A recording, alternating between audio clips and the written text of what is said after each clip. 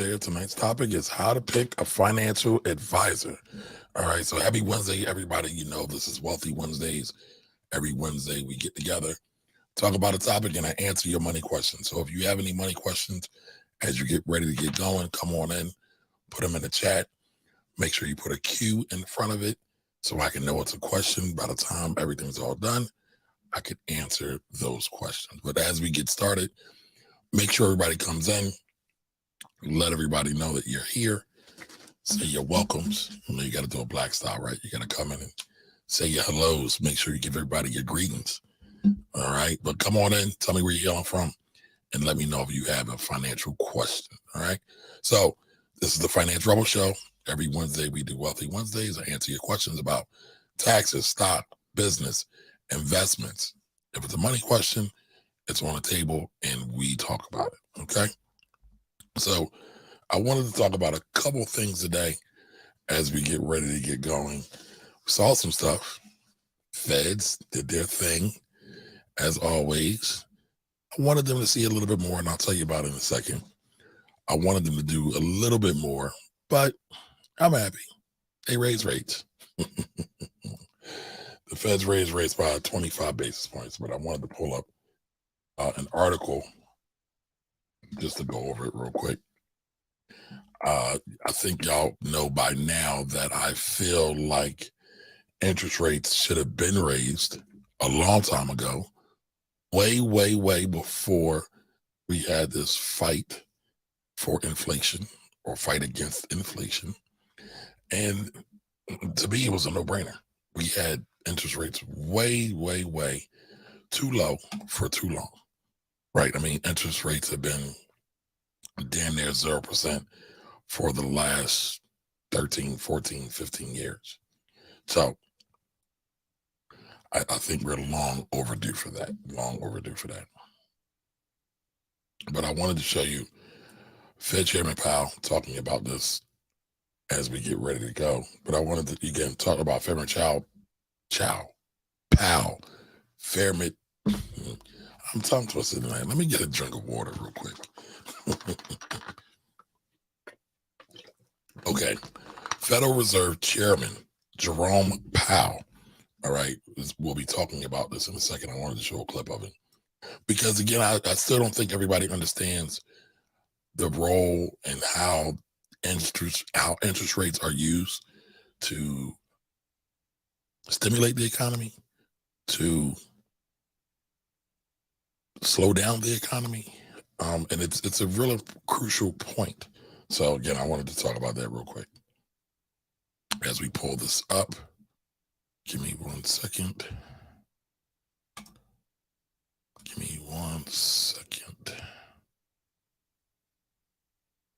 All right, so there's Jerome Powell, Federal Reserve Chairman. In the past 2 weeks, serious difficulties at a small number of banks have emerged. History has shown that isolated banking problems, if left unaddressed, can undermine confidence in healthy banks and threaten the ability of the banking system as a whole to play its vital role in supporting the savings and credit needs of households and businesses. That is why, in response to these events, the Federal Reserve, working with the Treasury Department and the FDIC, took decisive actions to protect the U.S. economy and to strengthen public confidence in our banking system. Our banking system is sound and resilient with strong capital and liquidity. Now, if you listen to what he just said, right, everybody's really spooked by what happened to Silicon Valley Bank. Then we saw Credit Suisse do this major fire sale. So there's a lot going on in these financial markets. You got to be paying attention to it. I almost didn't want to talk about this today, but somebody got to talk about it, right? So let's get back to it. We will continue to closely monitor conditions in the banking system and are prepared to use all of our tools as needed to keep it safe and sound. In addition, we are committed to learning the lessons from this episode and to work to prevent events like this from happening again. At today's meeting, the committee raised the target range for the federal funds rate by a 1/4 percentage point, bringing the target range to 4.75% to 5%. And we are continuing the process of significantly reducing our securities holdings. So what a lot of people don't realize is that when he says they raise rates to 4.75%, almost 5%, right? That's the target rate for interest rates. That's the lowest barrier. And then you have what's also called the prime rate, where a lot of banks key off that rate to determine their loan amounts. So everything kind of goes back to the banks, or excuse me, to the interest rates from the Fed. So we're going to see prime rates increase. We're going to see interest rates increase on credit cards, and maybe even some more interest rate increase on mortgages. So it's going to be interesting as we get going along.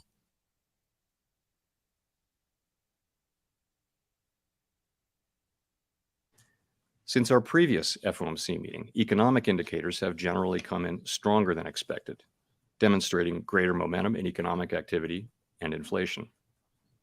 We believe, however, that events in the banking system over the past 2 weeks are likely to result in tighter credit conditions for households and businesses, which would in turn affect economic outcomes. It is too soon to determine the extent of these effects, and therefore too soon to tell how monetary policy should respond. As a result, we no longer state tighter effects, meaning that money flowing from banks and other lending institutions is not going to be so free willy. It's been free for a while. It's been very abundant and plentiful for a while. And this happens in every market cycle, right? So we're going through a tightening market cycle right now. So we're seeing that banks got spooked. They're like, oh no, we got to pull back. I can't loan to you for this new real estate investment project that's very speculative. Or I can't necessarily give you money for this business because I don't know if I'm going to get it back or not, right? And so you're seeing these runs on a bank putting fear, or I don't want to call it fear, putting reality back into bankers, into the overall financial system. Because again, we've been running with lack of discipline for a while. Like, so I don't know how many market cycles y'all have seen over the years. I've seen at least, 2000, 2001, 6, 7, 8, 9. So that's 3. And we got a few in between. So at least 4, right? So this is what happens quite often, right? People get enthusiastic. They go out and start businesses. They spend money. And then something happens. Somebody gets a little crazy. Somebody gets a little loose, and they do something crazy. You can go back to LT, long-term capital management. We can go back to the banking crisis or the real estate crisis, right? There's always these weird, exogenous, exotic events that kind of snap people up around a little bit financially and say, hey, it's time to tighten up. And that's what we're seeing right now. So let's get back to this. that we anticipate that ongoing rate increases will be appropriate to quell inflation. How seriously was a pause considered for this meeting? So we did consider that in the days running up to the meeting, and you see the decision that we made, which I'll say a couple things about. First, it was supported by a very strong consensus, and I'll be happy to explain why. And really, it is that the intermeeting data on inflation and the labor market came in stronger than expected, and really before the recent events, we were clearly on track to continue with ongoing rate hikes. In fact, as of a couple of weeks ago, it looked like we'd need to raise rates over the course of the year more than we'd expected at the time of the SCP in December, the time of the December meeting. We are committed to restoring price stability, and all of. So you have a lot of people talking about the Fed is basically ruining the economy because they keep raising rates. Why? Because they want it to be sweet. They want to be able to get credit easily so they can get access to capital easily, money easily. But nobody's thinking about the bad side of this. I've talked about this a while, how a zero interest rate from the Fed is helping to widen the wealth gap, the black-white wealth gap, right? Because when you do this, the people who have money and means, when you have a zero interest rate, by the way, people with money and means, usually non-black folks, are able to borrow capital, put it to work, get returns at a much, much lower risk rate. Those without means are just kind of locked out largely because for a lot of reasons, right? But I think we all can agree that racism, systemic racism is still real and it still locks out a lot of people. Now, within these groups who have been targeted by racism, Black folks, people of color, there are some who have been able and been fortunate enough to break out, defy the odds, and do some really, really dope stuff. But that doesn't speak to the majority. It only speaks to a minority, a small group. So it still begs to argue, why aren't more able to do that? Is it just because everybody's just lazy? Or maybe these issues are really deeper than some of the people on media, some of the people in politics really, really, really want to speak to. It's amazing why they don't want to give reparations, but that's another conversation for another day. All right. But again, they're saying now they're going to have to tighten rates because, again, inflation is running rampant. They don't have a control. They move too slow to start tightening up in the beginning. And I've been saying that for over a year. Well, the evidence says that the public has confidence that we will do so, that we'll bring inflation down to 2% over time. It is important that we sustain that confidence with our actions as well as our words. So that was an interesting thing, right? I always love to pay attention to what's going on in the economy because all of this impacts us one way or another. You might not always see it directly in your face glaring, like higher gas rates or higher egg prices. Everybody was complaining about egg prices, but when it's time for you to go get a mortgage because you want to get a new home, you'll see the effects. When it's time for you to get a new credit card, you'll see the effects. When it's time to possibly get a loan for your business, you'll see higher interest rates.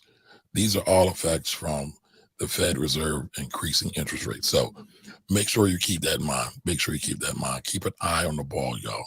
Don't lose sight of that. So real quick, we got some people in the building. Still Rocks 33 is in the building. Happy Wednesday to you. Welcome, welcome, welcome. Oh, man. What a privilege. The Side Hustle Society blessed me with a $10 Cash App. Excuse me, not Cash App. Super sticker. Thank you, sir. Thank you, Elijah. Everybody go follow the Side Hustle Society over there. Got to give you the double tap on that. All right, so as everybody's coming and getting more on TV, where you been, brother? What's up to you? Big salute to you as well, sir. Thank you for joining us in. Thank you all for joining. Welcome, welcome, welcome. This is another edition of the Finance Rebel Show, and you know this is the Wealthy Wednesday edition. So if you have any questions, stocks, taxes, business, economics, go ahead and throw them in the chat, and I will be sure to answer those questions. All right. So again, Fed Reserve has increased interest rates by 25 basis points or 0.25%. They usually do it in a range. So the target range right now is 4.75% interest to 5%. So that is what the interest rate is right now. So just keep an eye out on that and know that sounds like we're going to have more. So everybody tighten your belt. The good thing about this though, right? Checking accounts aren't going to pay like 0.5 pennies on your checking rates. Your CD accounts are going up. Savings rates are going up in your savings accounts. So now you can start seeing some real gain from having your money in the bank. So keep that in mind. Keep that in mind. But as always, I still believe that cash is king. Cash is king. Cash is king. I know a lot of us don't believe that because they've been listening to many financial gurus. But why are these banks going out of business? They don't have enough cash. Run on a bank, people have been removing deposits, taking out deposits, withdrawing deposits. So know that you want to be making cash. You want to be able to keep cash. Now, why do you want to keep cash? You want to keep cash so when things get crazy like it is right now, you have assets to go buy things, right? You have assets to go do more. Whoa, where you been, man? What's up, Anthony? How you been? Thank you for the $50 super chat. Appreciate that. Are you still doing the book club? I'm thinking about it. I'm actually going to launch a support group for my new my new and established business owners, but I'll talk more about that a little bit later. Don Johnson is in the building. Everybody's reporting it right now. Appreciate y'all. Appreciate y'all. All right, so today's main topic, all right, how to pick a financial advisor. Things have been rocky. Markets have been turbulent. Everybody's like, what the hell is going on? More people have been looking for financial advisors. I had an interesting conversation the other day with a CPA friend of mine who asked me, Kamari, what in the world do financial advisors do? Now, she's sharp sister, does a lot of her own investing, but she referred a client to a CPA. No, excuse me. She referred one of her tax clients to a financial advisor, and she was a little miffed about what's been going on in terms of the management. So one of her questions was, do all financial advisors invest money? So there's a lot of myths. So from that question, I realized there's a lot of myths, a lot of gray area, a lot of nuance, a lot of non-understanding about what exactly financial advisors do. Now, you're probably asking, well, Kamari, you're a tax guy. What do you know about financial advisors? Well, guess what, ladies and gentlemen? I used to be a financial advisor. Series 6 license, Series 7 license, Series 65 license. So I could sell all the investments. I could give investment advice. I was what was called an investment advisor rep. So I was also a fiduciary. So we'll talk about that a little bit more as we get going, right? But from being a financial advisor, I then was able to go to the next level and become an investment analyst, especially analyzing ETFs, exchange traded funds, along with stocks, some bonds as well. And then I lost my job and I went back to taxes, kind of a roundabout way, right? Giving y'all a long story short, real short. So, I've had all those licenses. I've worked in just about every facet of personal finance and small business. So I feel like I'm pretty qualified to answer that question. Like, what exactly does a financial advisor do? And how do they get paid? So I want to go over a couple of things. I wrote a couple of notes, right? So there's some things I wanted to go over. All right. So I wanted to talk about in terms of financial advisors, right? How to pick one, right? What is a financial advisor? What do they do? Because a lot of people think they do something else. How do they get paid? And how to pick one. So I wanted to talk about all those as well. So TB just trying something that I wanted to talk about. Should I have 12 months emergency fund instead of 6 months? So TB, I'm going to start this and I'm going to come back to this towards the end of the presentation. I ain't forgot you though. I won't forget you. So again, how to pick a financial advisor is the main topic for the evening. Wanted to cover that because, I've been getting some questions about that. My CPA friend kind of brought it up to me. Then I had somebody else today ask me some questions about being a financial advisor, what it entails, what are you supposed to do, how to get into it, the whole nine. So I figured people are asking, and I'm seeing more people asking questions about where to find good advisors. So I figured today would be a good opportunity to talk about it. All right. So what is a financial advisor? It might not be what you think it is. A lot of people think a financial advisor is here to make you rich. That's the furthest thing from the truth. All right. A financial advisor is here to help you make better financial decisions, to help guide you in making those financial decisions.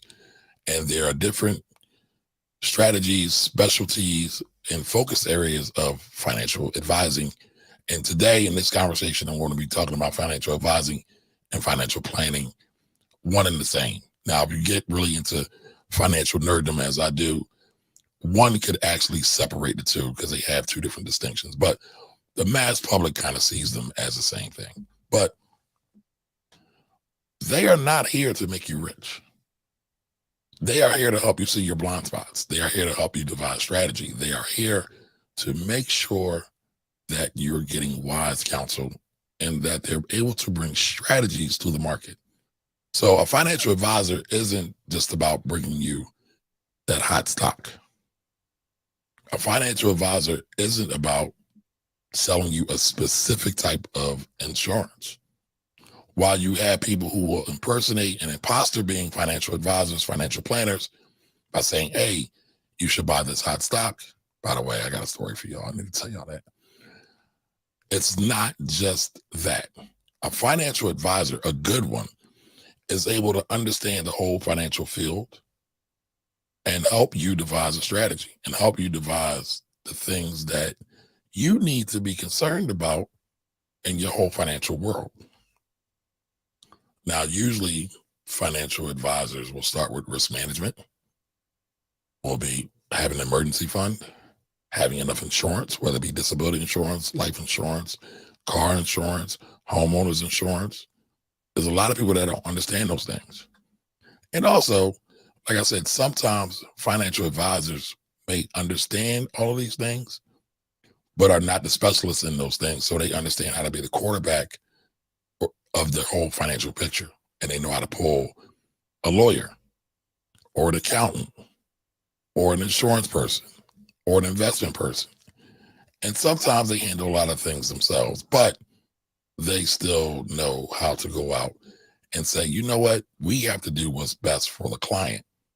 And I might not be the person who could just give you the best advice on the newest insurance policies or the newest stock or the newest ETF or the newest gobbledygook that's out there, because there's so many things that's out there and there's so many things that are changing in the landscape.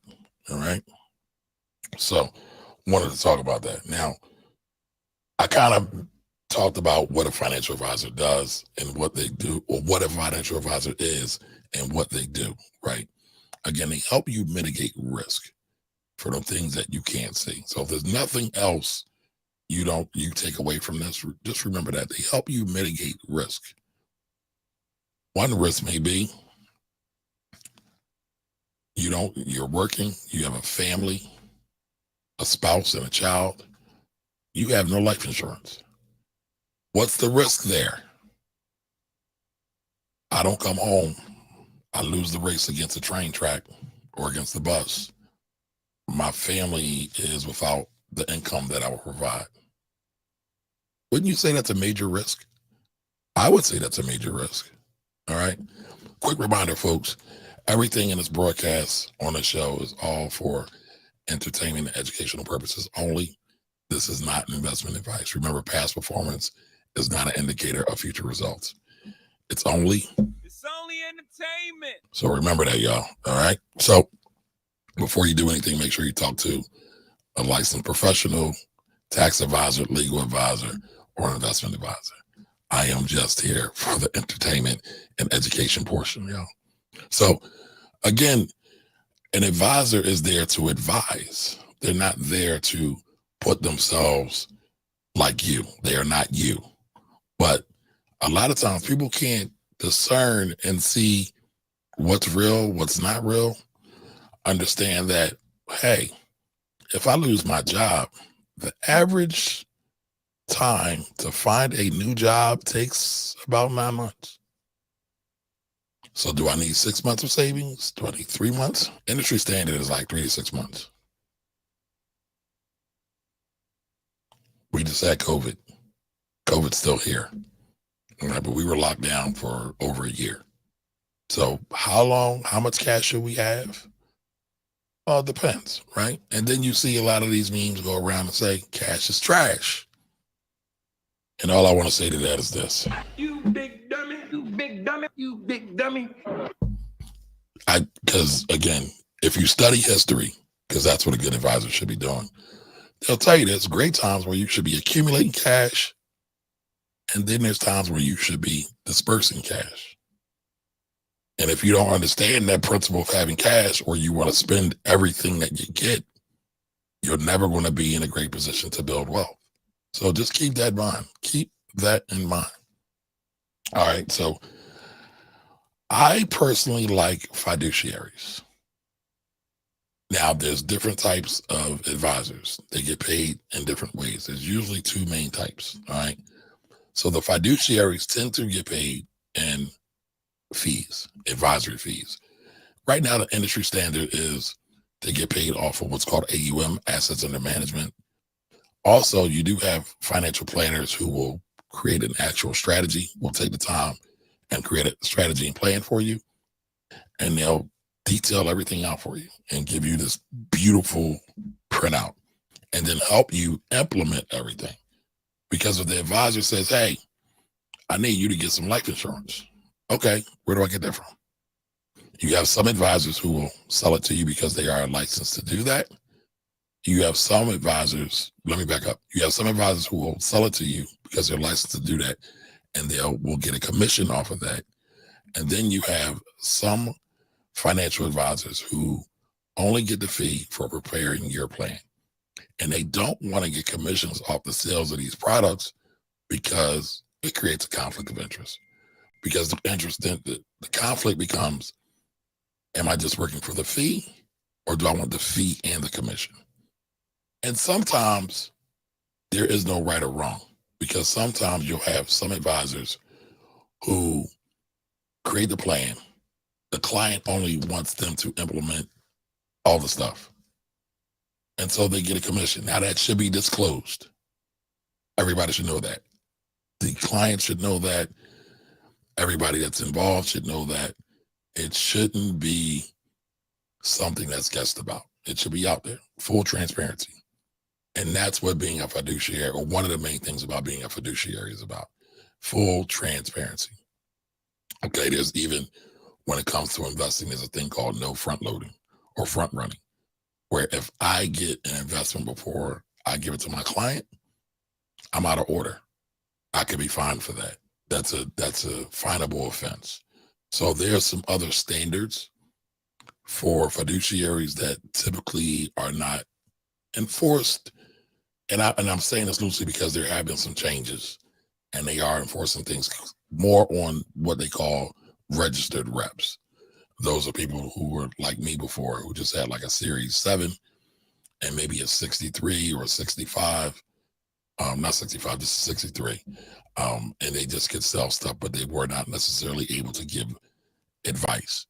All of this is changing. So, but for the most part, those who operate under fiduciary standards are the ones who are going to be more transparent than not. That doesn't mean the guy that's licensed to sell life insurance is not transparent. It just tends to happen, from my experience, from what I'm seeing, that they tend not to be as transparent, if that makes sense. So, those are some things you want to think about. And like I said before, you have fee-only planners or advisors, and then you have commissioned advisors, and then you have, again, hybrids, people who do both. Like I said, they want to help implement the products, to help facilitate the plan, and they also want to give you the plan as well. Now, I want to say this, and I really want to stress this, and I hope everybody gets this. All of these products float down around here, they really don't matter. What really matters is the strategy. What's the strategy you're going to use? You're seeing everybody talking about crypto, and how crypto is going to be the savior of wealth, black wealth, all the above. But then nobody talks about how crypto has its own characteristics and acts. It's kind of its own asset class, right? And so your advisor should be able to come in and say, hey, you don't necessarily want to be 100% crypto.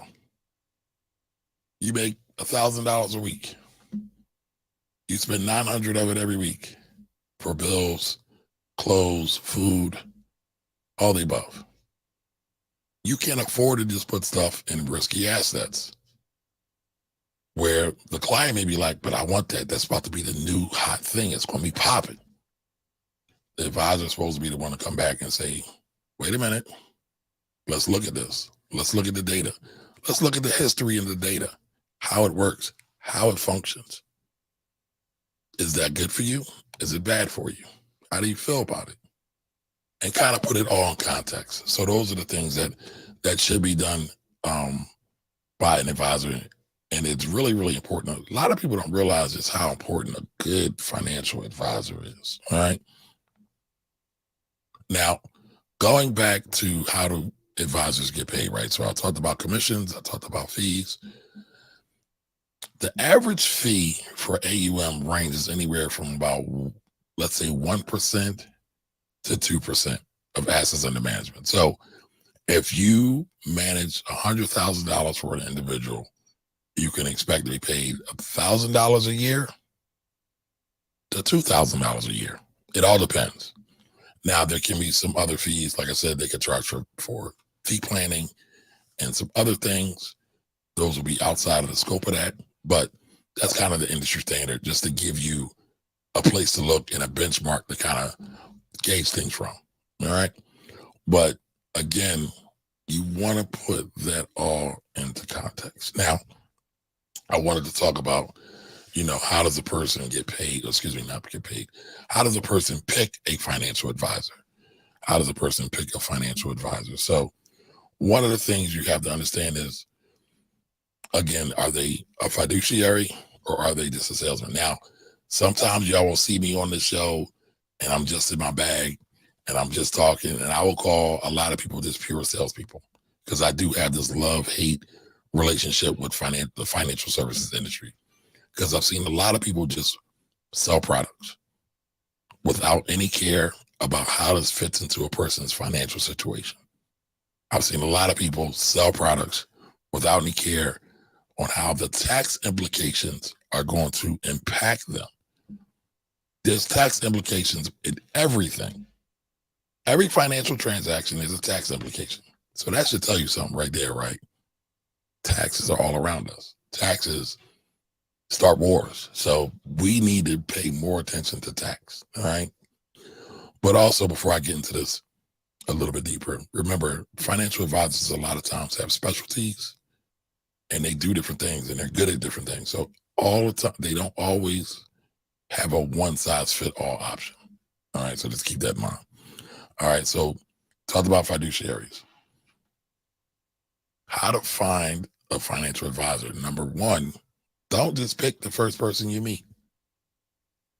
You can go through some typical channels, asking friends, asking referrals, asking other professionals who they work with, who they refer to, but it should be an interviewing process, all right? You should be able to get to know them, get to know their character, get to see what they do. And don't necessarily be in a rush to do this. I'll tell you this, from some of my high net worth individual clients that I've worked with over the years, some of the things that have been said to me several times by ones who are 7, 8 figures. They said, Kamari, I've asked around about you. I've done my due diligence about you. I see how you act. I see what people say about you. I watched you. Watch some of these folks. See how they handle. See how they've handled under pressure before. So again, it's really good to get referrals to see how, if they've been in the business for, let's say, 20 years, how did they handle things during 08 and 09 when the market was crazy? How did they handle that? Did they communicate with you? Did they not return your phone calls? How did they communicate? Get that. All right. Specialty. Next one, specialty. What's the advisor's specialty? Many people call me an advisor. You can say my specialty is tax. I'm cool with that. But I was also an institutional money manager for many times, so I can do investments and talk investments with the best of them. But my business is tax right now, so I would be fine with somebody saying my specialty in tax is tax. Guess what? There's specialties within tax. You have business strategists, you have real estate accountants. I mean, there's a plethora of them out there. So make sure whatever advisor you have, it works for your situation. Are you a highly compensated employee that's an executive and you get a lot of stock options? Well, if you do, you want to have somebody on your team or this advisor that understands stock options and how they affect you from a tax perspective, how they affect you from a retirement perspective, how they're going to affect you from a risk perspective, right? Because if you go back far enough to, like, let's say, an Enron, if anybody remember Enron, I might be showing my age. A lot of those folks had all their money concentrated in Enron stock, and then Enron would belly up. So hopefully a good advisor would have told their client that we want to diversify away from this. All right. So I wanted to talk to y'all real quick. I'm going to interrupt this for a minute because I had a conversation the other day. I went with my client to purchase a new car, and the finance manager there was telling me how during the pandemic, he researched and figured out the stock market was a Ponzi scheme. I'm keep that in mind. He said the stock market is a Ponzi scheme, and nobody should invest in 401ks.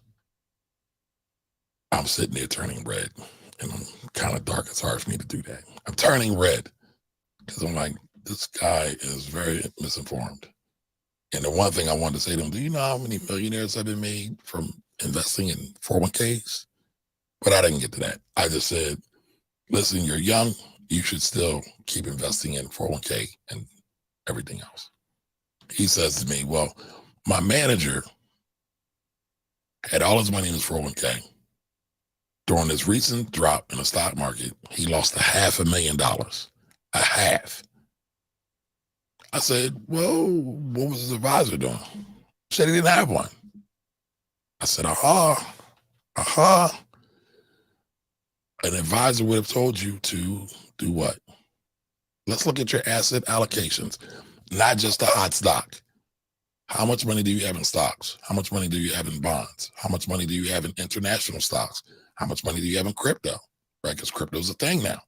How much money do you have in real estate? What's your personal home worth? They would have been talking to you about all these things. Oh, and guess what? I want to retire in 2 years. Oh, 2 years. So if anybody knows this, 5 years or less to retirement age is considered the retirement red zone. The retirement red zone. So by that time, when you hit that 5-year out mark, you pretty much want to start dialing back your exposure to risky things like stock, like crypto. You still want to have some, but you want to dial it back. Why? Why do you want to dial it back? You want to dial it back because at the point that's coming up when you go to retirement, the whole goal of retirement is to take the assets that you've invested and saved and turn it into a paycheck to replace the income that you get every day on your job or your business. So then you have to adjust and make different decisions when it comes to your money that's been invested. Just to say, hey, I have $500,000 and I lost, or excuse me, just to say I got all this money in the market and I lost $500,000, to say the market's Ponzi or bad. I mean, I got a lot of things to say to that. Have you ever been in a car accident? Did you stop driving? Right? It's all about how you operate it, how you use it. It's not necessarily how the overall larger thing happens. It's about how you maneuver it. You have control over this. Now, if you take your hands off the wheel while you're going 50 miles an hour, 100 miles an hour, you crash, whose fault is that? You're going to say it's the car's fault, or is it your fault? So, you have to think about all those things. Now, remember, I'm coming to an end, y'all, but if y'all got any financial questions, go ahead and throw them in the chat. I will definitely get to them. All right, but like I was saying, make sure, one more thing, I almost forgot. So after the guy said that, I'm trying not to laugh. After this guy said, the stock market is a Ponzi scheme, the last thing he ended up with, he told me the stock ticker. I don't want to get a stock ticker because it's not an endorsement. It's a penny stock. It's a freaking penny stock. Now, if y'all been rocking me long enough, y'all know I feel penny stocks are the spawns of the devil. Why? Because a lot of people pump and dump those things, intentionally pump and dump. There was an article about 50 Cent doing it years ago. And I'm like, you talking about all this stuff being Ponzi schemes and you're promoting a penny stock.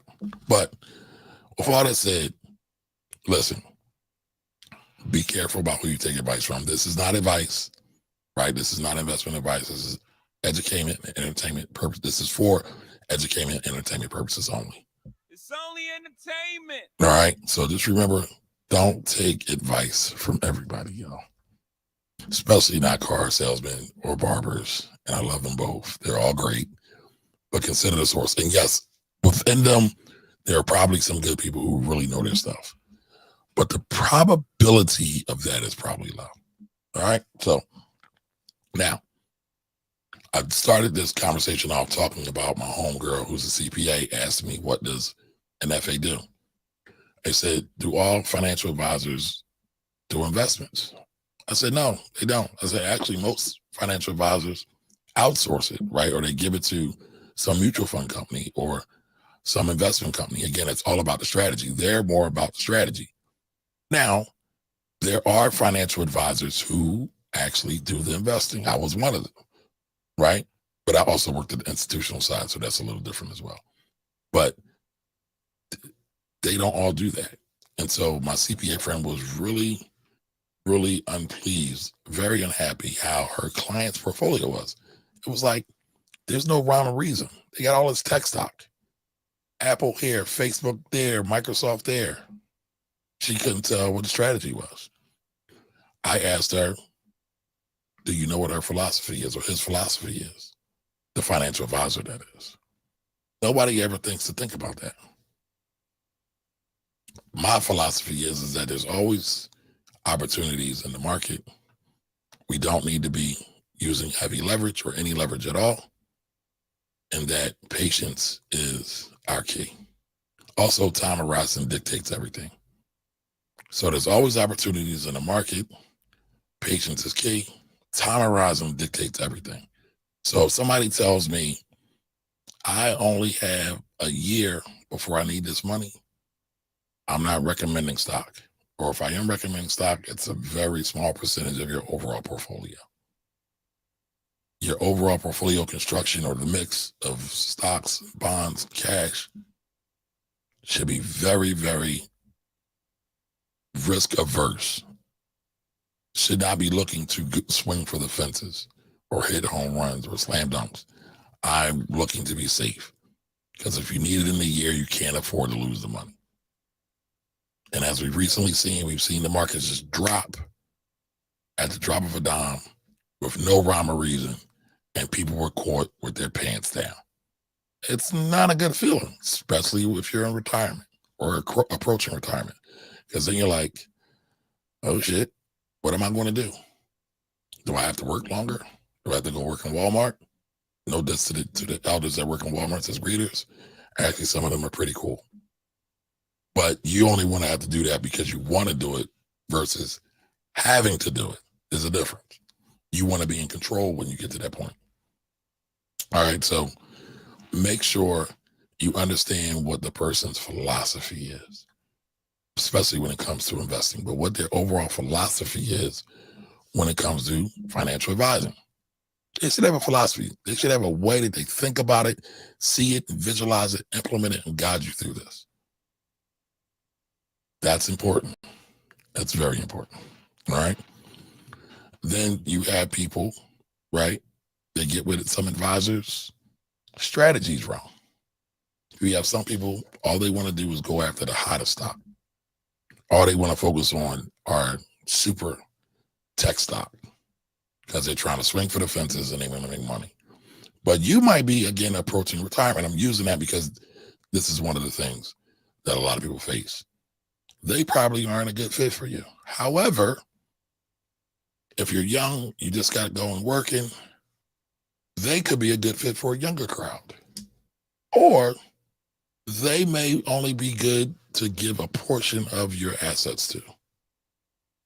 And I'm talking the investment side now, right? Because again, financial advisors do more than just invest. But from an investment stake, they may only be good for 5 to 10% of your overall portfolio. You don't want to give them the whole thing. People do that. People have a lot of high net worth people have a lot of advisors. Now, for smaller clients, smaller individuals, they might not be able to do that because they're spreading too little, too thin. So, you have to work towards your level. You have to seek your own level. You have to make decisions and form strategies against your own level. For the record, I'm seeing people go around social media saying, if billionaires do it, why can't you? I think that's some of the dumbest shit ever. You know why? Because you're not a billionaire, number one. Number two, you don't understand the mindset of a billionaire Number three, the billionaire has money to lose.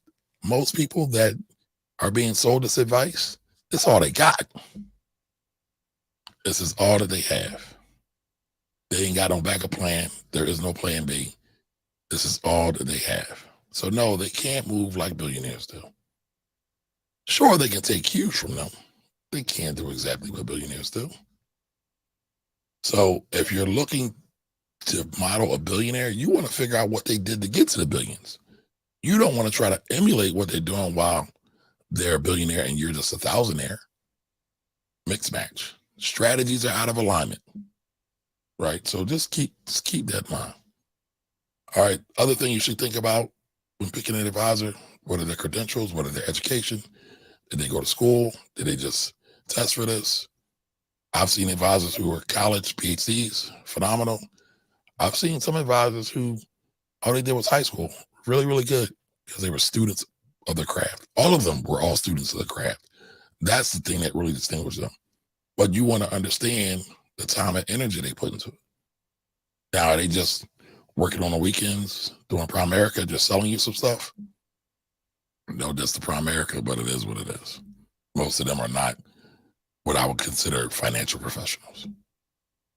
You want to understand that. Now, if you want to go to Primerica and just get some life insurance, start out, that's good too. But you need to understand what you're going to them for. Understand it. Don't just say, because, oh, I went to high school with them, or we've been friends forever. This is your hard-earned money. You got to respect the hard work that you put into it.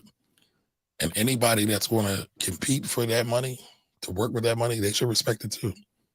And the credentials that they've amassed shows a level of respect and admiration they have for the field and industry overall. So keep that in mind. Keep that in mind. All right. And I tend to like vetted advisors. They've seen so many different things. They're able to give context, understand the nuance a lot better. If y'all notice, and y'all been rocking with me for a minute, I love the words context and nuance and people not understanding them. So, it's really, really important to be able to have a good guide, because at the end of the day, the advisor is just a guide to help you miss out on those landmines, to help you get to your goal, not their goal, not your buddy's goal, not your homie's goal, not your mama's goal, not your daddy's goal, your goal. And if you have a spouse, y'all's goals, right? The couple's goals, the people you're walking with life together. Those are the people that are able to walk hand in hand and do that. It's not about everybody else. Again, I just said, the crappiest advice of me, doing what billionaires do. Well, what if you don't have the aptitude to be a billionaire? And what I mean by that is a lot of pressure. You don't think Bill Gates has a lot of pressure on him, even though he says he has a really simple life? Every time there's a major financial crisis, he gets a call. Did you deal with that? Then let's think about this. Most of my audience is Black, working middle class, right? Y'all know what happens when y'all get a couple dollars. Somebody's going to be knocking. Can I borrow this? Can I borrow that? Can you deal with this? There's a whole different mindset that has to go when you're looking to elevate. And again, you got to be able to seek your own level, not what everybody else does. So do your research. Because I get a lot of flack from this. I got flack from my financial advisor mentor about this, right? But what I say is financial education is more important than a financial advisor. Because the better financial education you have, the better of a client you'll be. Also, you'll be less likely to get duped by some of these fraudsters. There's plenty of them. I cover them. There's a lot of posts covering them. Oh, wow. Here's the tee up, y'all. Pocket watching with JT, super chat. Thank you, sir. He covers them. He covers all the fraudsters, just like his thing. He got it down pat. But what I will always say about JT, because people know me and JT are cool, he knows the shit. So he's pulling out the gem or the problems, what they have, and then he's teaching y'all how to do it. So salutes to JT. Go follow JT's page. He done hit 70,000, so he don't need no more followers. He already at the top of the mountain. But salute to JT. But again, financial advisors can be really, really good and really, really important.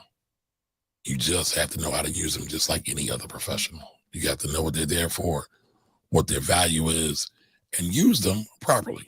All right. So with that said, what questions do y'all have? Go ahead and throw them in the chat, and we're going to get into this. I know I had a couple before. I had a couple starred, so we're getting to this. I need to adjust my desk because my legs hurt. I'm getting a little old, y'all. So I need to sit down. So give me 1 second, and I'll get at these questions. All right. So TB had a question, right? So TB had a question. Should I have that 6 months, right? So I get in trouble for this.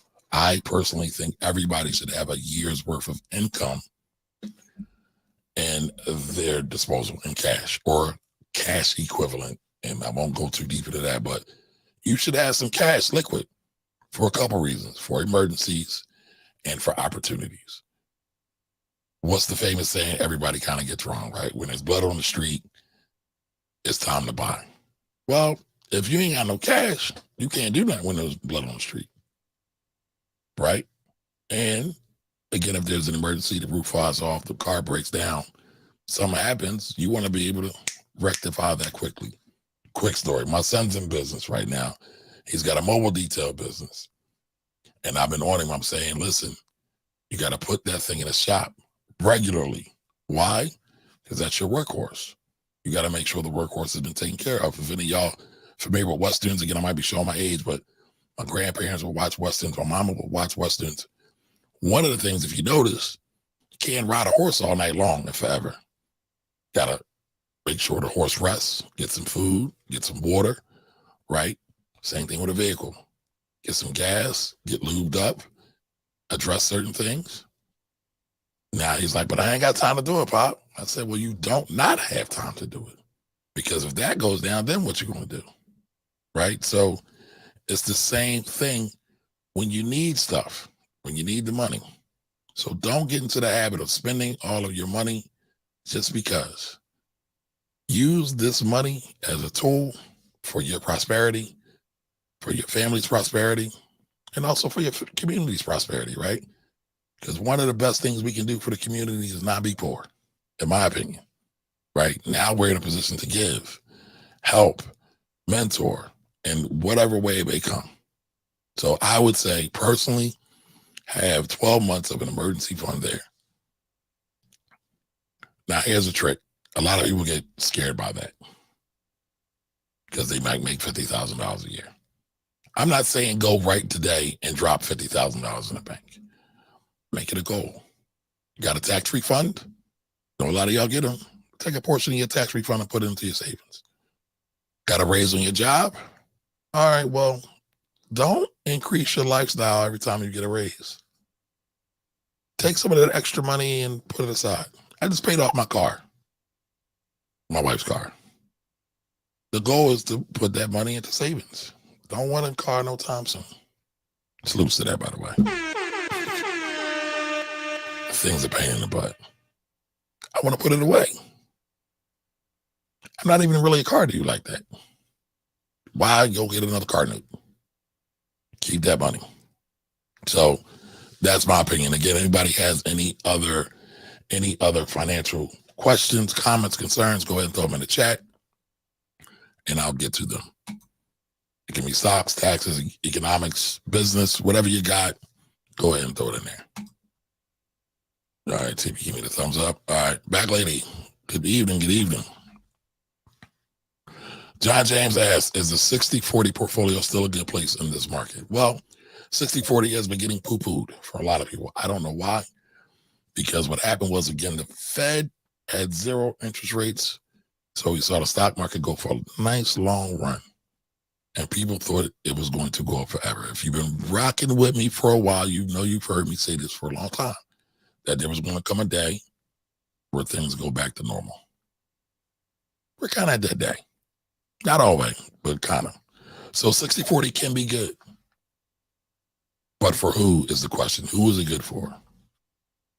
You need to understand what your risk tolerance is, right? And not just the questionnaires that you get from the financial advisors. Like, how do you feel when you see the market jump up and down? Does it give you a problem sleeping at night? I have some friends who have a problem sleeping at night when the stock market is all over the place because they got money in retirement, or they'll say, like, one of my friends said, man, I just lost $250,000 in the market. I said, did you sell? He said, no. I said, well, you didn't lose. You only lose when you sell. The market has come back time and time again. Start studying the history of the market. Don't just get into watching the dummy news where it says the Dow Jones closed up 500 points a day, or the Dow Jones closed down 400 points a day. That's all financial porn. All right. Warren Buffett says he doesn't even pay attention to what goes on daily because it's just a blip. But Warren, if you look at Warren, Mr. Buffett, his strategy is to hold forever. Doesn't plan to sell. What is your strategy? How long do you plan to hold? Do you need this money in retirement? Do you need this money for college? Do you need this money for a business? Whatever your goal is. When do you need it? If you can figure out when you need it, you can figure out what your asset allocation should be. And by the way, asset allocation is more important than just stock picks. So am I more of a trader or more of an investor? I'm definitely more of an investor. I have done day trading when I was a professional investor, right? I was trading somebody else's money. I've traded my own money too. Lost a bunch of money, lost a lot of money. Won some money, made some money too, right? But I think everybody should start as an investor. Understand the market, learn the market, like really learn the market. Learn what a stock is. Is it a piece of business? Is it just a stock? Is it a piece of business? Does it just go up and down? Do profits of that business matter to it? Does the management of that business matter to it at all? Does the area in which the business operates, like, is it selling water? Is it selling t-shirts? Is it selling tires? What's the likelihood of that business surviving? All of those things matter. Galvanized Financial CV, thank you for joining us. I don't think I've ever seen you here today, so welcome, welcome, welcome. Suitability and knowing your client are key. Yes, knowing your client is definitely key because you can't build a strategy if you don't know your client. Client got kids? Got grandkids? What stage of life are they in? Are they a blue-collar worker, white-collar worker? Do they have a lot of money invested? What do they think about the market? What do they think about family? What are their goals for the family? What are their goals for themselves? All of those things are super duper important. So thank you for saying that. Oh, Mr. Wayne Sully, one of my tax brothers here. I like the show. You should be on radio, my man. I've been on radio. This is where it all started. Radio is where it started. Fell in love with radio. 2010, 2011, somewhere around there. Had a chance to do a talk show in Philly, Black Talk Radio in Philly. And then I discovered social media and the power of social media and the educational value of social media. If anybody ever pays attention, I'm not really the hypey hype dude. I want to give you the facts. I want to give it to you what it is. And guess what? I don't know everything either. People think, Kamari, how do you do this so long? Well, I'm old. I've been around for a long time, but I don't know everything. But thank you for that, Wayne. Appreciate that, sir. A 1,000 air. What's that? What's that, Elijah? A 1,000 air. Is that? Yeah, what is that? All right, JT says preach again. Thank you, JT, for the 1999 super chat. I need to get the super chat sound. All right, Wayne says, my issue with traditional IRAs is the tax implications at retirement. The tax hit might be huge. I have a client who at retirement are at a high effective tax rate. I believe a person should have the match only. I like IULs. So Wayne, I've seen you talk about that before, but I'm gonna push back on you a little bit. What if it's a high income earner and that's their only tax deductions? And IULs are cool too, right? Because I had some high earner clients as well, and I talked to them about the benefits of whole life and IULs and how it can be a tax savings, right? You can use it for a lot of good things, right? You get the benefit of the death benefit plus the cash value. So there's a lot of things that can be done with it. But again, what if they don't have many tax deductions? They need the 401k, right? So you know this, Wayne. I know you know this. I can tell. Every situation is different. Every client's going to be different. So, I don't believe in cookie cutter advice at all. I believe strategy is more important than products. That's proven out 1,000% of the time. So you can have a product that you like. However, that product is not a blanket endorsement for everything that this person is going to go into. For example, you brought up IULs.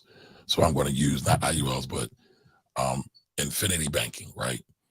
I see people talk about infinity banking all the time. Infinity banking typically is good for people who have high income. I have seen CNAs, and this was at the time they're making like $9 an hour, maybe $10 an hour, being sold these life insurance policies because infinity banking is all about life insurance for the most part. And they don't have good emergency funds. Terrible strategy, terrible. But some insurance people who love to throw out these catchy cliche things sell a boatload of them. Good salespeople, just not highly ethical. What are they going to do when they have an emergency? One of them did, that I can remember clearly. Car broke down.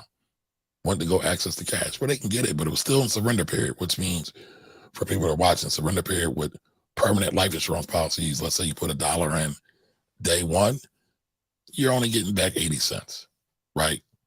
Then you got to wait a year. Then maybe you'll get 90 cents. And then the year after, you'll get 95 cents. But they didn't do any real planning for them. They just sold them a freaking product, man. And I'm just like, that's bad. That's bad. So, but Wayne, I appreciate you, brother. All right, back lady, you mentioned that high net worth individuals may have multiple advisors. Is it realistic for a high net worth individual to try to simplify her finances? What could that look like? Absolutely, they can simplify their investments or their finances.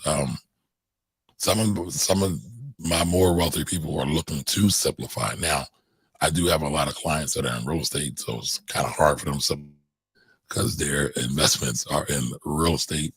So that gets a little complicated. But yeah, simplifying, what does it look like? Let's start with investments. One of the things that I used to see when I was kind of young in the industry is they would have all these mutual funds that all track the S&P 500. Not even thinking about what they do, how they react when the market goes up, how they react when the market goes down. Didn't think about any of that. But when I started going through it, I said, there's a lot of overlap. This S&P 500 is heavy in Home Depot stock or heavy in Exxon, and you got it covering the same things. You might have 20, 30 of those things. I found that having a portfolio of maybe 7, 8, 9, 10, 12 ETFs, exchange traded funds, I am biased towards ETFs. I will admit that. But I think I can make a good argument for them too. That'll typically do the thing. People with a whole bunch of stocks, seeing people with hundreds of stocks in their portfolio. For what? Do you look at, again, the correlation, the pattern of movement with these stocks? Do they go up when the market goes down? Do these stocks move together? You probably don't need 100 stocks. I know for certain you don't need 100 stocks. Some people just like them. They want to get a little bit of this and a little bit of that. You know, some Amazon, some Nike, some Tesla. You know, by the way, none of this is investment advice. It's only entertainment. Let me say that again. It's only entertainment. I don't want nobody getting confused. All right. So, yeah, you could simplify things. Also, years ago, I would see people with multiple life insurance policies. 5,000 here. These are some of the old ones. 5,000 here, 13,000 here. Sometimes it might make sense to roll all, because you can roll life insurance policies in. You can roll them all together and get a bigger policy. And a lot of times you'll get more insurance for the buck, the more coverage you get, the higher your death benefit. So it tends to go down. Man, I'm rusty. For every 100,000, I believe it is, that you get, it tends to go down in price. So you got to look at the economies of scale that you can get when you have the opportunity of combining all those things. So that can be helpful. Listen, if y'all don't know this, but if y'all like this, and y'all here with me all the time, do me a favor, like, comment, and share this out. Like, comment, and share this out so more people can find the Finance Rebel Show. We are here every Wednesday at 8:30. 8:30 is the tax season time because I've been busy.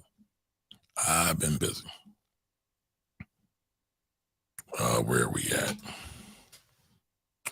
Thunder's in the building. What's up, Thunder? All right, Thunder says, do you know that Charles Schwab or TD Ameritrade? Yep, I know. And what do I think about it? Big bank, take another bank. I don't really have any thoughts about it. Schwab is good. TD's good. They'll be fine. Like Schwab, I do like some of Schwab stuff for retirement. I like some of TD stuff for just straight trading, but it's fine. It's not an endorsement for either one. It's only entertainment. Remember that. All right.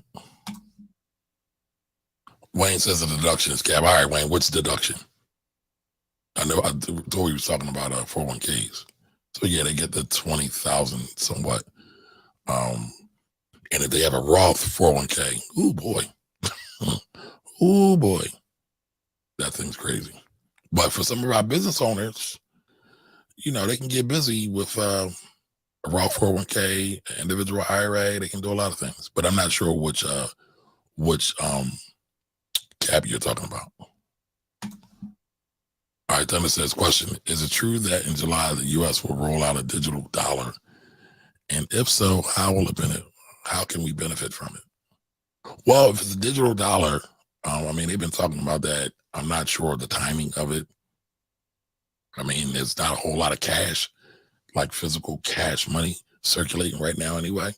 We saw a shortage of it over the pandemic, especially coins. So I could see the Fed and the U.S. getting involved in digital dollars. Again, they've been talking about it already. How will it benefit us? I don't see how it hurts us. How can it benefit? I think things will just be the same, right? You got your $1, $2 in the bank. You can take that same $1, $2. It's all mostly digital anyway, right? You can still offer and exchange it elsewhere. So I don't really see how it could be different. I could be wrong, right? Something else may happen. It might push crypto to a certain level or another level.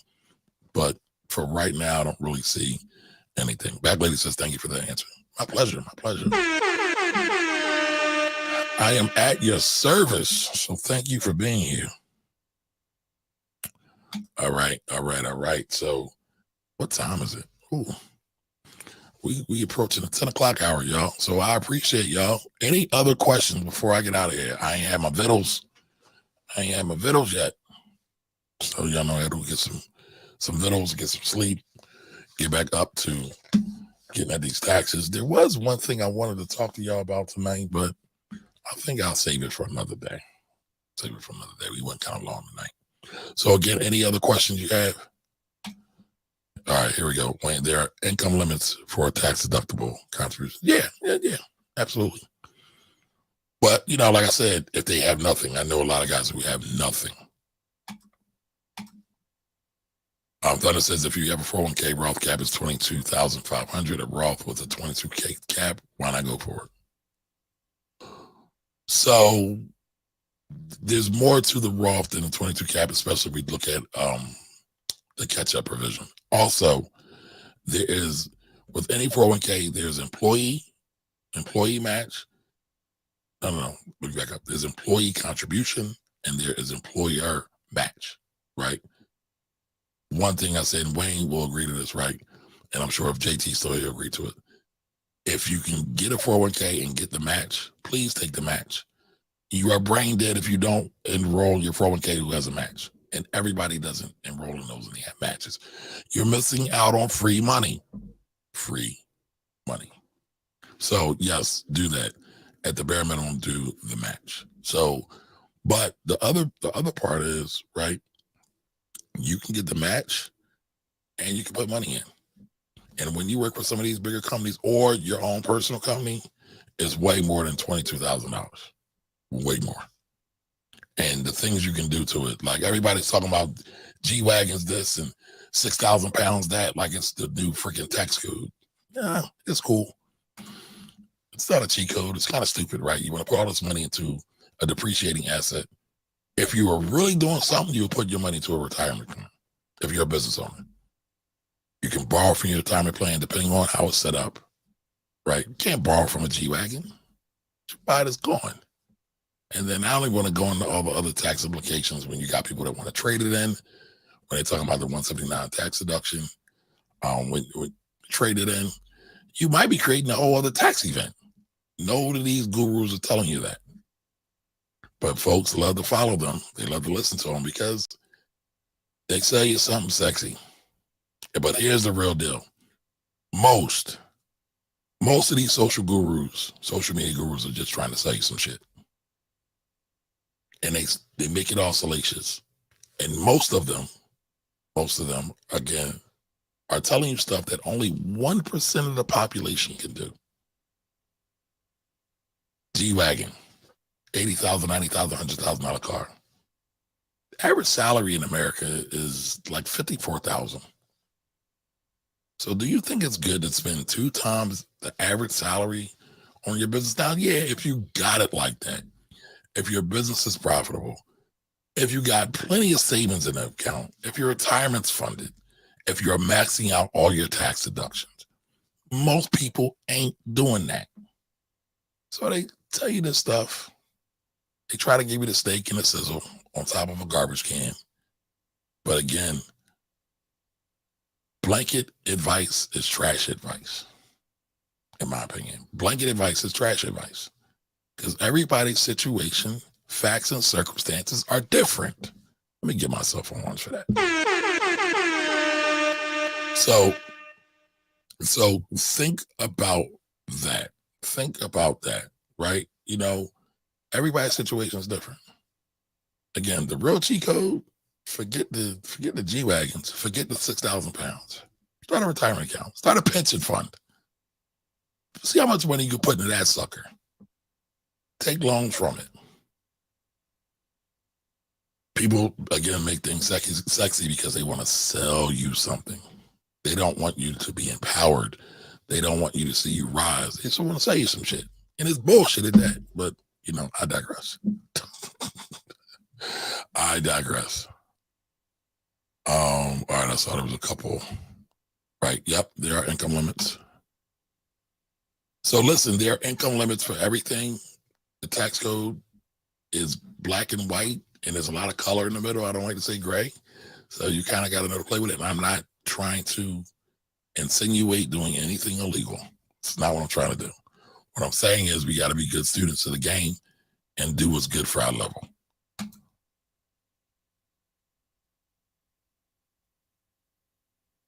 So for the wealthy individuals, it won't work. For an employer sponsor plan, it will work. Now, we can debate the impact. That's a different conversation. Different conversation. No taxes with a Roth, right? No taxes with a Roth if you do it right. Money needs to be in there for at least 5 years. Number one. Number two, Roths grow. It's after tax money. So you pay tax on it when you got it, right? But it grows tax-free. You can pull it out tax-free as well. So yes. Yeah, Wayne Sully says they are knowing the shiny objects to the people to get likes. It's marketing. Yeah, it's unethical marketing though, in my opinion. Some people disagree. When people say take a vacation on the IRS, I feel that's disingenuous. The IRS is not giving you back money. Yeah, you might get a tax break, but that ain't their money. The government's in business to get your money. And yes, they do all these other services, roads and armed forces and everything else, right? For some of my other folks. But again, that's not the game. The government is the house. If anybody's been to the casino, they not just giving you back money to go travel on jet set. But right. So Nicole Marie says, I have a pension. My employer matches 14%, but you can't take a loan on that money. Well, Nicole, I'm sorry, I didn't get proper context, right? So y'all know I always talk about that. So I got to be accountable to what I love and what I hold dear. So I was talking about if you are the business owner. So again, just to give it context, all of these social media so-called gurus who are, You big dummy. all right, I ain't gonna do too much of that, but they are telling business owners to do the Section 179 bonus depreciation for big write-offs on their cars, right? So they can write it all off in the first year. That's one of the quote-unquote plays, which that word will go away to. I was saying that none of them have talked about creating a pension plan. You can put away 6 figures in a pension plan, a real pension plan, not 401k, pension plan. Nobody's talked about that. And in that pension plan, there are, and some of the 401ks, right? Because you got defined benefit and defined contribution. I'm starting to nerd out on y'all, giving y'all too many technicals. I'm sorry. But within pension plans, there are, in some retirement funds, there are opportunities to give out loans to yourself, to do whatever you want. Again, you got to follow the law. You got to follow tax guidelines, right? But that's the real cheat code. Ain't none of these jerkies talking about that. It's not sexy enough. Costs money. Got to do some things. But they rather tell you to go buy a depreciating asset, to go get a new Cadillac or get a new G-Wagon or get a new whatever the 6,000 pound flavor is, because it sounds good. I wonder how many car dealerships sponsor some of these folks, but I digress. I'm not going to go into that. I'm not going to go into that. But even on your 401k, you can take a loan also up to a certain point. So for all my anti-401k people, right, for those who are just working a job and you are just building from the bottom, from the mud, trying to go from 0 to 100, there's nothing wrong with putting your money in the 401k plan. Because I've seen plenty of people who put money into a 401k plan, and guess what? They left and they started their own job. And what did they do? They took the 401k, and there's some other techniques into this to get around it, but to keep it simple, they took the 401k and they used it to fund their business. All the while not paying tax on it. They might have paid some at the end, but if they listen to somebody like me or folks like Wayne or JT or others, they figured out ways to get around that legally, ethically, right? So, you know, there's flexibility around the tax code. Remember this. So I'm gonna end this, right? Real quick. Yep, agree with you. Yep. Just took one out my 401k this year. All right, my man Dick, how you doing, brother? Welcome, by the way. No. So no apologies needed, Nicole. Not at all. All love, baby. So okay, I get it. My apologies. Nope, I didn't give the proper context. Because I was speaking quickly and freely, and Wayne's a CPA. I believe you're a CPA, Wayne. I believe, right? So he kind of jogged me into this whole tax realm, and I started nerding out. So my apologies. So no apologies needed. Thank you for being here. But I've seen a lot of people take money that was in their 401k and do a lot of great things with it after they leave their job, separation of service. I've also seen people who are on their job, because it all depends on what the plan document says, they have what's called in-service withdrawals. They would take the money out of their 401k plan, move it, and do whatever the hell they wanted to do with it. Most of them use it for some business or real estate ventures, right? A lot of times it's usually age requirement with that, but depending on how the plan document is written will determine how much you can do. Usually not a whole lot of leverage for basic employee, I'm not calling you basic in a bad way, but for employees that work somewhere. But if you are a business owner, there's a lot of power in having a retirement plan, having a very, very flexible plan document, and using your retirement funds to do some other things with you. So, all right, there it is. Wayne is a CPA and a life insurance producer. All right, there we go, Wayne. So, again, personal finance is personal, y'all. Make sure that everything that you do. All right, Midnight Green's here. I love acknowledging all y'all because I appreciate all you here. Thank you for joining us tonight, Midnight Green. Make sure everything that you do, there's a reason for it. There's a rationale for it.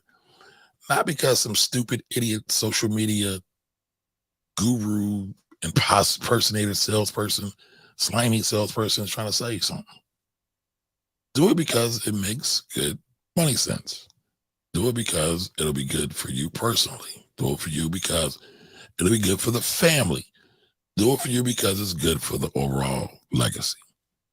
Nothing else. Nothing else. And don't do dumb things that can possibly get you locked up. All right? Because that's what some of them are encouraging. And I don't believe in any of that, especially Black folks. We need to stay as far away from the criminal justice system as possible. All right? So, and that's from experience.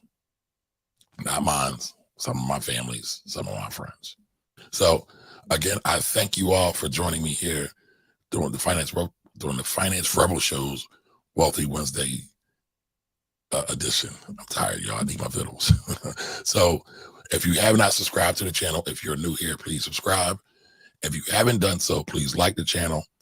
And I will see you all next time. Y'all be great.